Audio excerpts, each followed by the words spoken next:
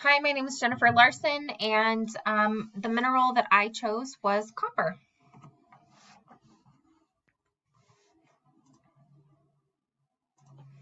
The main functions of copper works with many enzymes in the body, aids in iron metabolism, helps the body to form red blood cells, involved in energy metabolism. Some of those enzymes helps with connective tissue formation via lysol oxidase enzyme, helps eliminate superoxide free radicals, preventing damage to cell membranes via the superoxide dismutase enzymes. It's involved in the regulation of neurotransmitters via the monoamine oxidase enzymes, and it catalyzes the last step of the electron transport chain via cytochrome C oxidase enzyme. So whole food sources, so shellfish, shrimp, lobster, oysters, kidney beans, nuts, which is pecans, walnuts, also cashews, lentils, and interestingly, chocolate. You can find copper in all of those. No food prep considerations, so it's too hot or too cold won't affect this mineral within food. Nutritional facts, so it's a key trace mineral. The adult RDA is 900 micrograms per day. The upper level for copper is 10 milligrams per day. Copper can alternate between two oxidation states. This is what makes it such a great mineral that works so well with so many different enzymes in the body. And then natural metal found just in our environment, so the soil, water, rocks, and that's how you can also find it within those foods that I listed on the previous slide. Absorption happens primarily in the small intestine, which I thought that was interesting.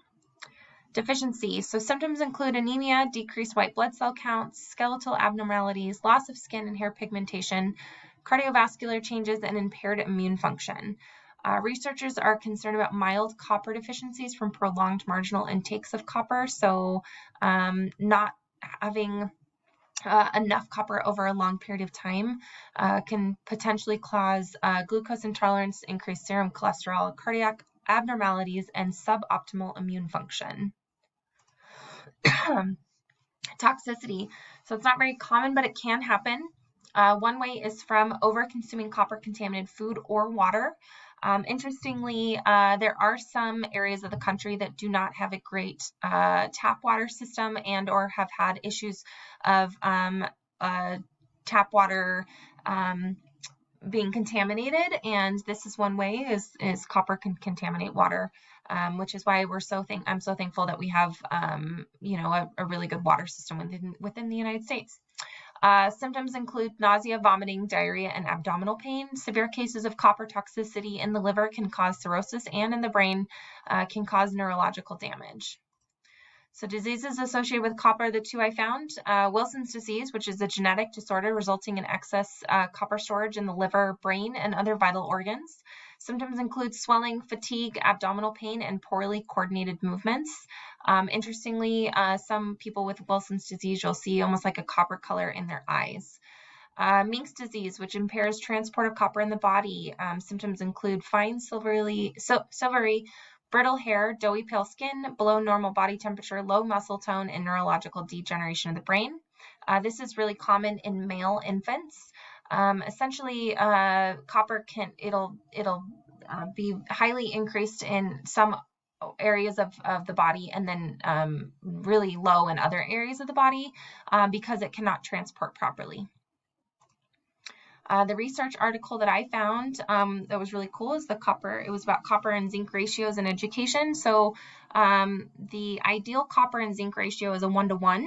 And this article specifically focused on children and their ratios and whether or not it had an impact on education later in life.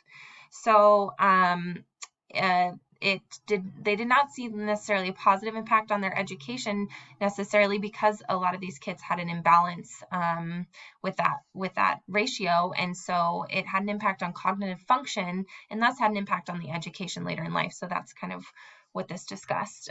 Zinc and copper kind of go hand in hand in a lot of things because they both work with enzymes within the body as far as function. So this lists both the book, our nutrition book that we've been working out of this semester, and then also that research article. So thank you so much.